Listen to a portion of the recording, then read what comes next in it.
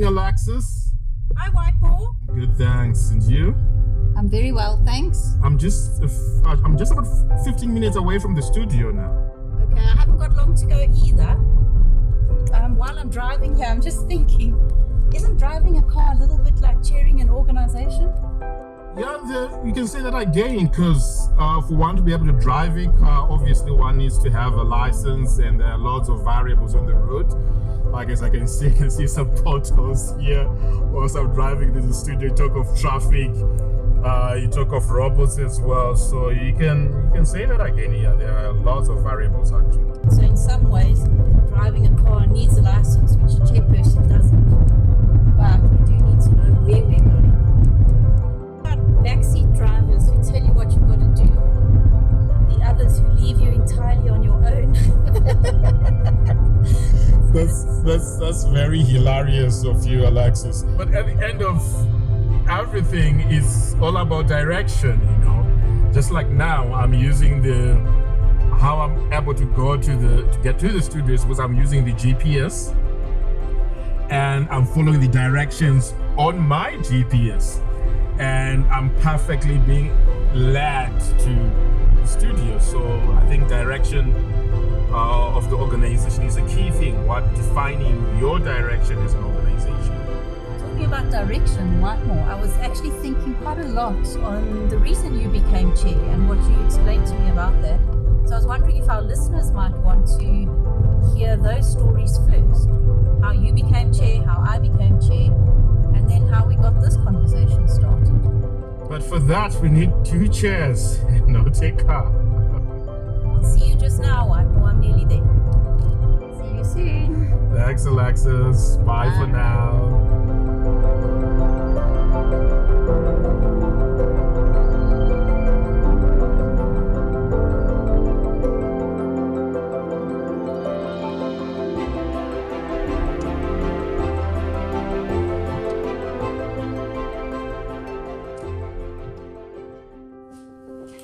Okay, thanks, Alexis. How are you doing? Made it on time today? Yeah, the traffic was good today. There wasn't much of congestion along the roads.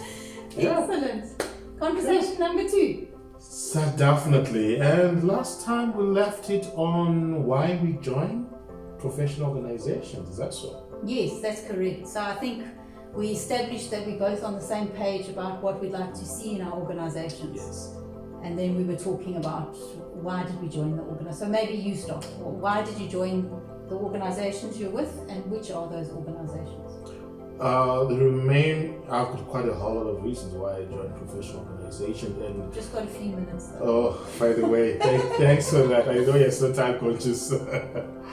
Reason number 1, to network with fellow like-minded colleagues in the same industry. I'm into film, TV productions, as well as digital marketing. So amongst the major reasons why I joined, number 1, to network with like-minded people, graphic designers, videographers, video editors, colorists, and number 2, to get gigs. Because when you are in the database of a professional organization, then the clients out there, it's become clear over the years to various clients that I would particularly work with that, for instance, when they're looking for a video editor, they know which professional organization to reach out to because my name appears on the database. Right. My experience, my profile, the software that I work with. So it's a big pull for potential clients to come and hire potential freelancers. So number 3, also to get further training. It's good also. There are times in our industry whereby you get stuck on a particular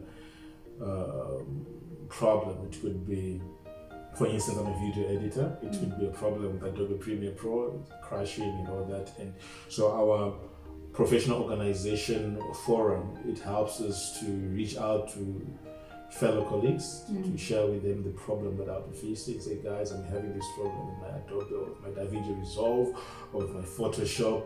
Is there a way for me to navigate around this problem? And so many times I've received practical help from colleagues that have faced similar problems, and they then provide me with a solution on how they manage to navigate around that problem. So I can say those are some of my best reasons why I joined. How many organizations do you belong to?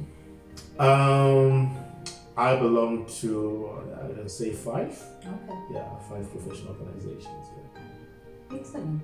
And tell me about, from your side, what is it that made you to join the professional organization? So I belong to 2 organizations, yours and the Professional Editors Guild. But what's interesting with me is that I come from 2 other professions. And both of those professions, I was a social worker and then I was a reflexologist, and both of those professions had a statutory requirement to be registered as professionals. And then alongside that statutory requirement, it was just assumed that you would find your home in a professional organization, because that's where you find your colleagues. It's where you meet people who are grappling with, like you say, grappling with the same issues as you. So when I did my first course in editing and proofreading, we were given the names of a few organizations to join, and it just made sense to me. So I just joined on the assumption that it's what you do when you work in a specific field. You find your other people who work in that field.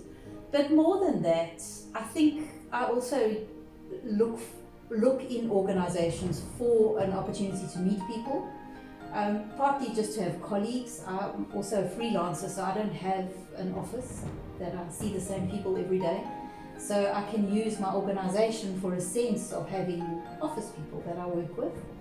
I think in the organizations I belong to, people share information very generously. And so you do learn. If you've got a problem, someone will tell you how to solve it. If you need to find something, hundreds of people know where you can look. So I think that would definitely be a reason that I joined the organizations. Also for training, I'm a big believer that we don't get our first qualification and then that's it. Things change all the time. So surely in each of our fields of work, we have to know what new thing is happening. Even with editing, things change, languages change, the types of words you're allowed to use or not allowed to use, it changes, and you have to stay on top of that. And professional organizations are the places that know those things and that can keep you on top of what you need to be doing. So yeah, meeting people, learning all the time, having an office, a virtual office. Cool. I think those are the main reasons for me to join a professional organization. And the other reason also that I would want to add is that of collaboration. Like I met you via SAFRIA, and that is the Southern African Freelancers Association, and recently we have been collaborating whereby I do some graphic designs and we're helping with the copy, and that has really helped me tremendously in my line of work, whereby I'm strong when it comes to the technical side of doing media, that is the graphic design, the video editing, the videography. But all this graphic design, they need copy to go, on those graphic designs as well as those video posts. And I look on the practical side of how you and I came together, and you provide the copy, I provide the graphic designs, and we make such a great team. And I've had the same privilege of working with other colleagues in the same manner, whereby others, like within SAFRIA, we also have voice artists, whereby I do work on a video advert. It needs a voiceover. I easily got someone who came through and provided me with the voiceover services. So that collaborative environment has added tremendous value to my career. And for me, if I had gone probably on other jobs portals and asked, guys, I'm looking for a voiceover artist, I'm looking for a copywriter, maybe it would have taken me a lot of a while to get one. But to find someone within the same organization, to me, that brought a lot of value to me and a lot of trust. Why I talk of trust is because these people, they are people that have profiles, they have a track record, and it's not just about working with any other freelancer, it's about working with someone whom you can have that trust with. And so those are some of the benefits that I've managed to draw from the professional organization that I belong to. I have to agree with you, and I think if people recognize the value of belonging to a professional organization, it means they probably are more easy to trust. True. It's easier to trust them. I have to check my English. True. So yeah, I would agree with you. And on the collaboration thing, even how much I've learned from you about the impact of visual. It's not just about the words, but that a visual can enhance the copy tenfold. And it makes it exciting to meet people who are working in different fields but on the same page and wanting the same things. Sure. So I mean, would you say that you joined those organizations with certain expectations? Have they been met? Are there still other expectations that you're hoping to gain? I can say most of them have been met. The other area that I'm still pushing, particularly within my organization that I'm leading, Safria, is how best can we deal with situations whereby clients refuse to pay us for our services, legal representation, legal help. So many times, even with colleagues within the same professional organization that I belong to, we struggle with the same challenge. Remember, we are freelancers, we're not media houses, we're not companies. There are times whereby clients tend to take advantage that they're working with a freelancer. They know a freelancer can afford a lawyer. They know that a freelancer can afford legal representation. And there tends to be some form of abuse because they know that, like, if for instance, if it was that the client is dealing with a company, nowadays so many companies, they have a legal department, they actually have a team that deals with legal issues. So one particular area that I'm also pushing with professional organization that I belong to is that we come up with a strategy of strengthening legal representation for freelancers, particularly when they tend to deal with clients that are defaulting on payments, or clients whereby they're even in breach of the contract. There are times whereby even some of my colleagues, they have been hired, and so many times they end up working without even being issued with a contract, and they fear to speak out because when they speak out, they fear that they will end up losing the gig. So I've seen abuse happening within our creative industry, and one thing that I'm lobbying for is proper legal representation for freelancers. If there can be any legal firms that we can partner with, that can certainly be of great help. So that is a particular area that I feel like we still, as professional organizations, we still need to lobby a lot for. We still need to come up with strategies on how we can strengthen that legal part. And then the second area that I feel like it still has to be met is that of insurance. It's easy to get insurance when you're properly employed, because you know that it's a 5-year contract, or it's a 10-year contract, or you're permanently employed, you're able to pay your monthly premiums with ease.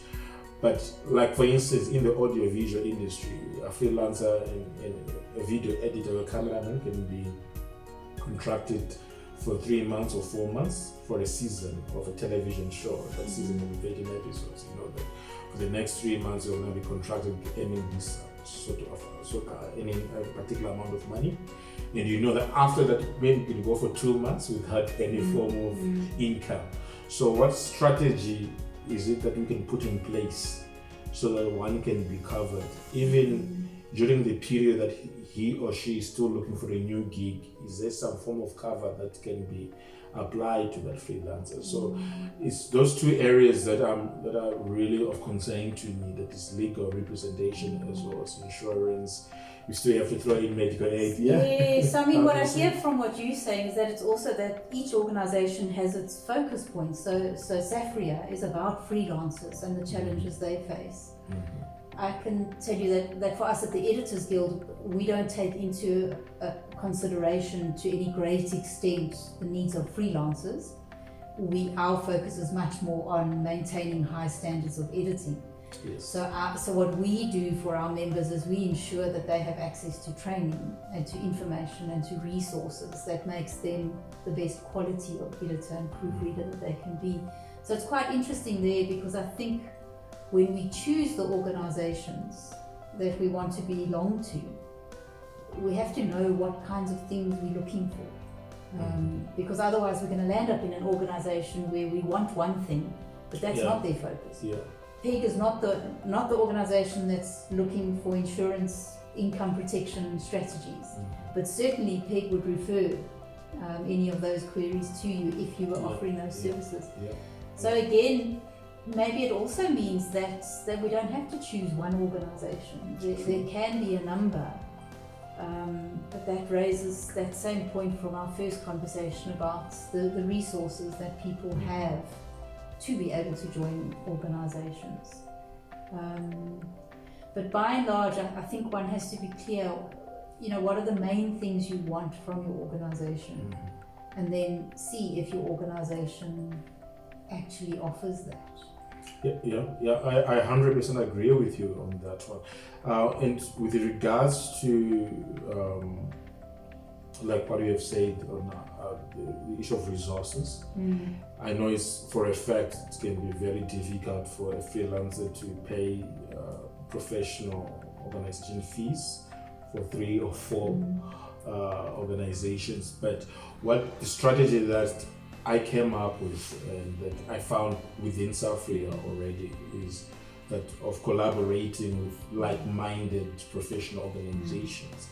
Like we're in collaboration with PEG, of course, we're in collaboration with SASJA, we're in collaboration with SAGA, SASFAID, and what we end up doing is when one can belong to one professional organization, but when it comes to instances whereby if that particular organization faces the challenges whereby they know that the need cannot be met within their organization, they should be in a position of easily referring their member, for instance, to Safria or to PEG, because they know that PEG specializes with a particular niche. I think there should be that. We should have a collaborative workflow within our organization, so that we don't say we, as PEG, we only focus on proofreading, on writing, we only focus on legal, but you should be in a position of saying, I would rather refer you to Safria, because Safria, they have a strong legal team that specifically focuses on such matters. So I would want, it would be good if we can have such kind of a workflow. It would make a whole lot of things much easier. And it prevents unnecessary duplication. True. We don't all need to be doing the same things. Exactly. And charging people for exactly the same service. Exactly. So it sounds like you have had a lot of interesting expectations met through joining your organization. Sure, a whole lot. And I think that's enough about me. Tell me more about, on your part, have many of your needs being met after joining Safria and PEG? What are you have all of your expectations been met? To be honest, I think when I first joined, I was actually quite quiet. My circumstances were slightly different as well, but I used what I could at the times that I could. And then during COVID, I lost all my work, and I thought, okay, here's your gap, you've got extra time, plow yourself in and see what these organizations have to offer. And I can honestly say that when you put yourself into the organization, things happen. So unexpectedly, I've had referrals for work. I've met people who have become colleagues, and even more than colleagues. Not yet house friends, but close enough that we meet for coffee. Yeah? And it's nice to have that. So I would say yes, my expectations have definitely been met, and I've gained things that I didn't even intend gaining. So that was quite good. I think there'll always be challenges. Maybe I didn't join PEG expecting to be the chairperson. I think it was within 2 or 3 years. So that was a side swipe, but it's one I took on. But what I've learned through that is that a lot of being in an organization is about working with people. And then in our positions as chairs, it's actually about managing people. I find that I'm spending a lot of time managing what's going on between all of us, rather than doing specific things. and that's been an interesting learning curve for me, because things like our e-group platform, and I know it happens on many organizations, I've seen it on both of ours. Sometimes people aren't quite sure how to communicate very well on those platforms, and that's a bit of a challenge. So I suppose if I did still have expectations, it would be around how we function in the organizations we choose to belong to. It's something I do feel quite strongly about. But by and large, professional membership for me is not something you question. So if there are resources, and even that one, Whitemore, I would go as far to say as if you need to be earning and you are earning, you need to budget for professional membership, because the one feeds the other. If you isolate yourself from contact with colleagues, how much harder is it to find work or to know what exists or understand changes going on? So you have to see that as one of your work expenses. Just like people who go to an office every day, they need transport. True. So whether they're paying a bus or paying a taxi or driving their own car, it's part of their budget. Professional membership, and our organizations are affordable. There are many organizations that charge a lot more than ours. I do have to just put that out there. These things are very relative. So if we're working and we're professional, part of being a professional is belonging to an organization that can represent you, and that you can be a good representative of. I think. Those things hit quite hard. I can talk forever about that. But maybe that's another conversation. True. And just to add on what you have said, you talked about that one has to purposely budget for professional membership. I was talking to a colleague of mine some time back, saying that having logos of the professional organization that you belong to on your invoice, on your profile, on your website, it adds authenticity, to your profile, because people, even on other job surveys or job interview processes, they actually ask that question: which professional organization do you belong to? Clients, they tend to take you more seriously when they realize that you belong to this organization and that organization. Because you're taking yourself seriously. Yes, definitely. That's the thing. Definitely. Yeah. Just excited with how our conversation is actually revealing a whole lot of the things that people look down upon when it comes to belonging to a professional organization. So I'm grateful. Or maybe even that they don't even know. Yes, it's even if they. And it's funny you say that. Someone did recently poo-poo me for being part of. I asked if they were a coach, a life coach, and I asked if they belonged to I think it's called Mensa or something like that. Yeah. And they poo-pooed my membership and then proceeded to joke about it Yes, through the rest of the interaction. So it's interesting you say that, because there's a lot to learn from being in a professional organization, and we owe it to ourselves to do that. So maybe another conversation I think we should have even next time is what are the organizations offering? If we're so pro, you must join a professional organization, we probably need to substantiate that. Yeah, and that brings us to the conclusion of today's vodcast. That means on our next vodcast, we're going to be talking about the professional organizations that Alexis and I belong to, and what is it that they offer, and why we are actually encouraging you guys out there to belong to such organizations. And I look forward to that upcoming vodcast. Fantastic. Nice chatting again.